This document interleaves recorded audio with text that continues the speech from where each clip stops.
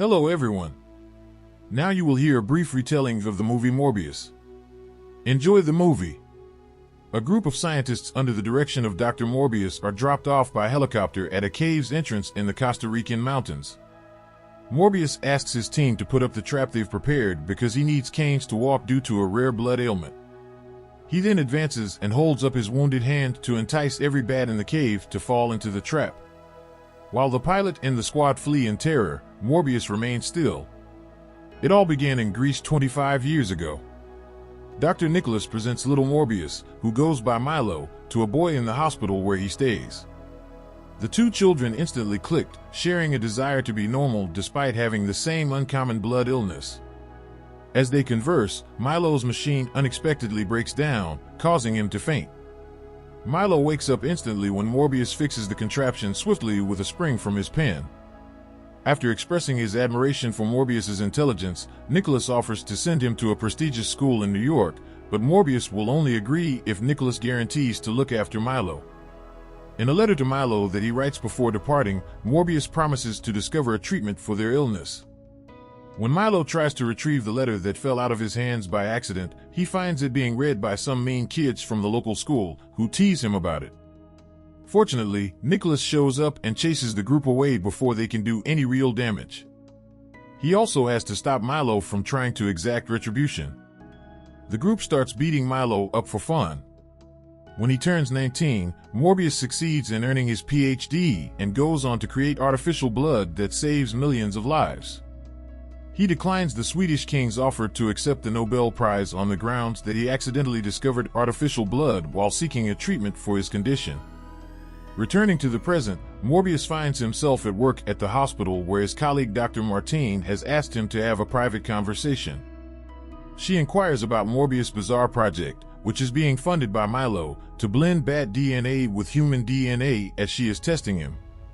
Morbius acts as though he has no idea what she's talking about, but when Martine shows him that he has a tank full of Colombian bats, he admits the truth. Since these bats are the only creatures on Earth that only consume blood, Morbius believes that their unique saliva could be the key to curing his illness. Martine questions the ethics of the experiment and is dubious about the concept, but Morbius proceeds to test his experimental serum on a lab rat. Sadly, the poor rat passed away.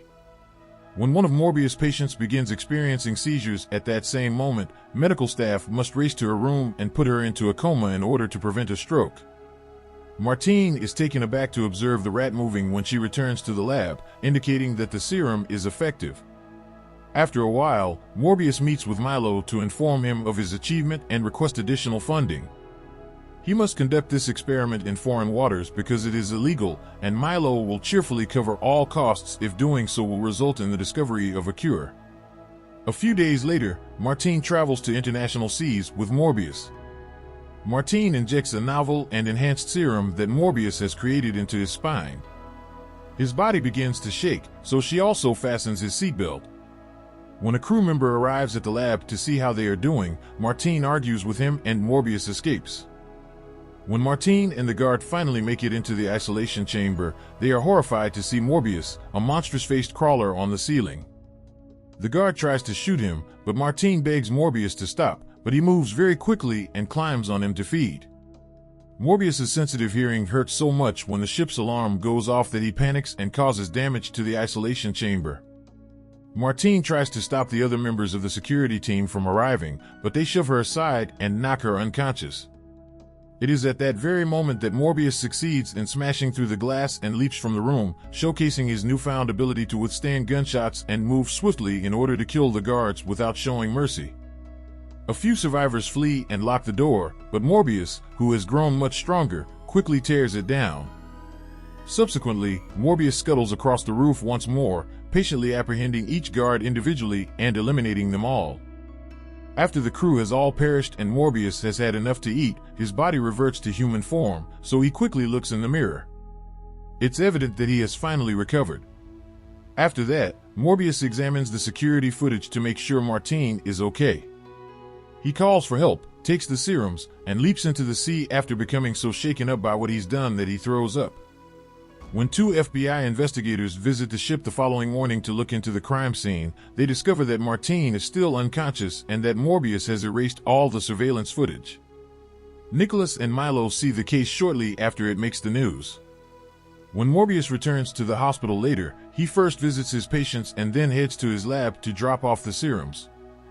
Soon after, his body begins to fail once more, so he quickly goes to the refrigerator to drink the artificial blood he has made so he may survive without harming anyone.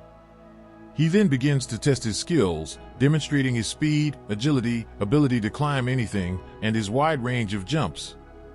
The bats hover politely about him as he enters the tank with them, and Morbius connects with them on a human level. Additionally, he finds that he has bat-like echolocation. To test this, he throws a ball around the room and uses his closed eyes to grab it. Unfortunately, he can only use these abilities while he is eating. For 6 hours, the artificial blood keeps him steady, but he is aware that real blood will soon be required because time is running out. He sequesters himself in a solitary chamber to examine this more thoroughly. When Milo pays him a visit a few hours later, he is in a very feeble state. When Morbius writes his own blood request on the glass, Milo takes him some bags out of the freezer. Milo is astounded by this remedy as soon as Morbius eats again and becomes robust once more.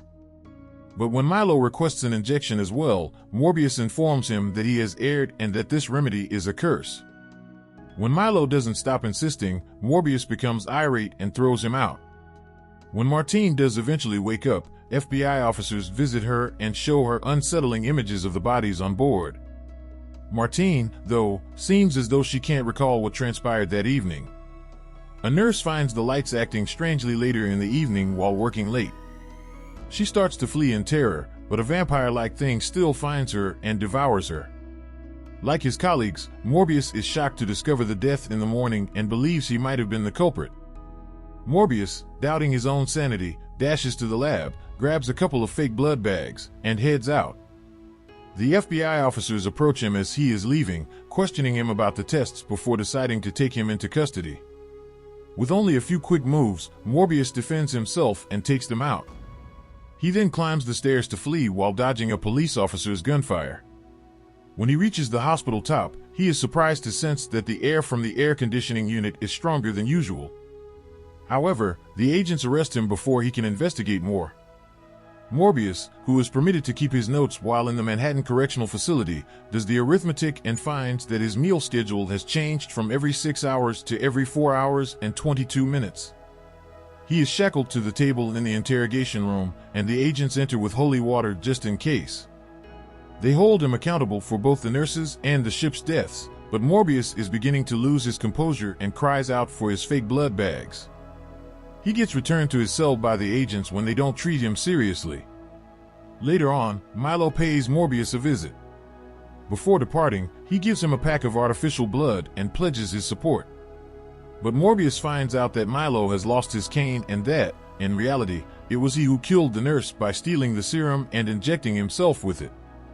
When Milo finds his way out, he quits acting like he has a disability and leaves with flawless reflexes.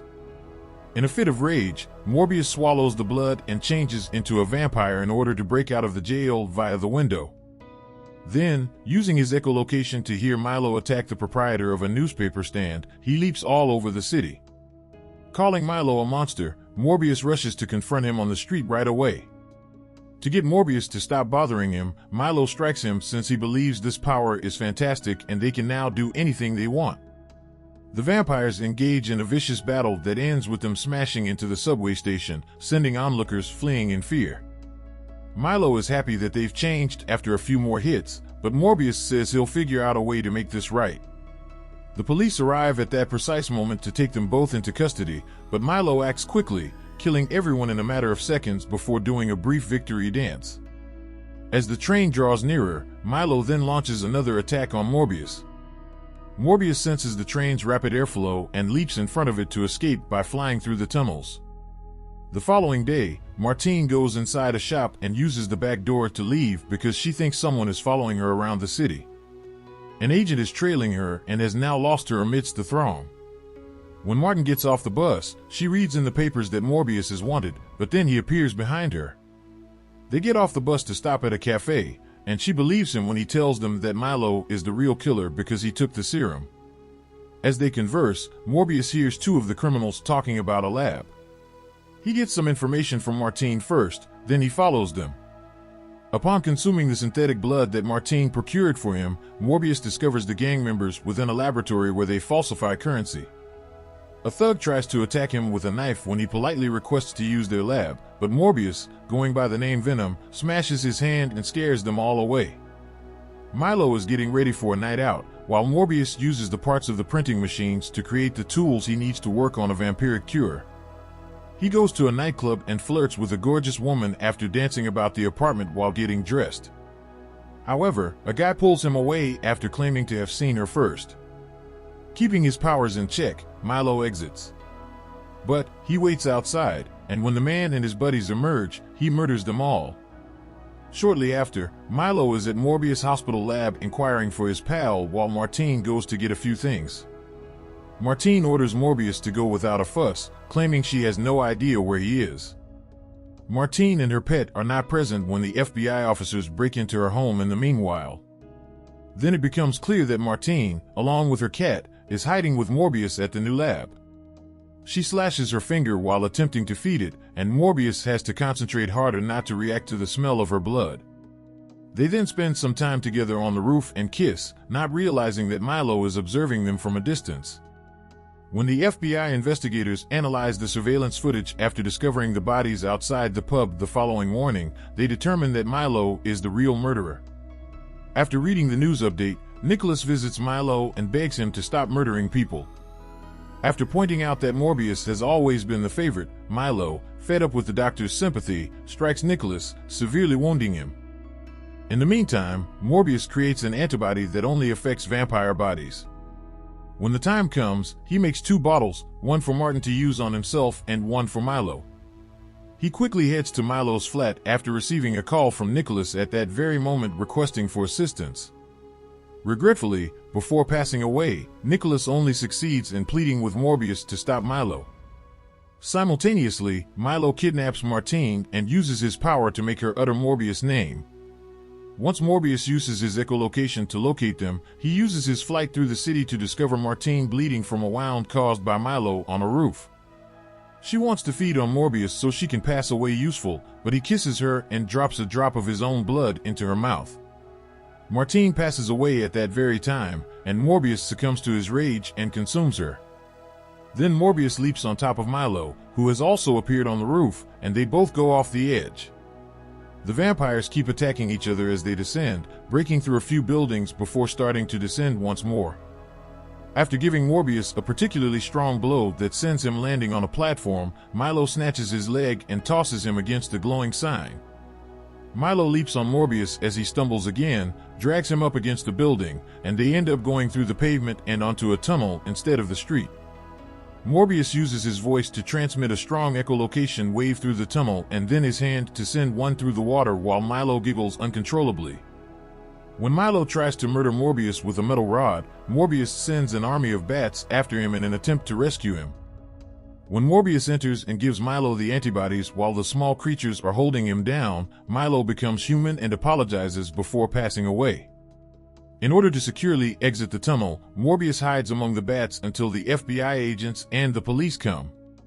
Martine, in the meantime, awakens on the roof and confesses that she is also a vampire. A while later, Spider-Man's adversary Vulture is dropped in the nearby jail by an enigmatic spell. He was released by the cops right away because no one knows who he is here because he arrived from another universe. Before long, Vulture completes his villainous outfit and asks Morbius to join forces.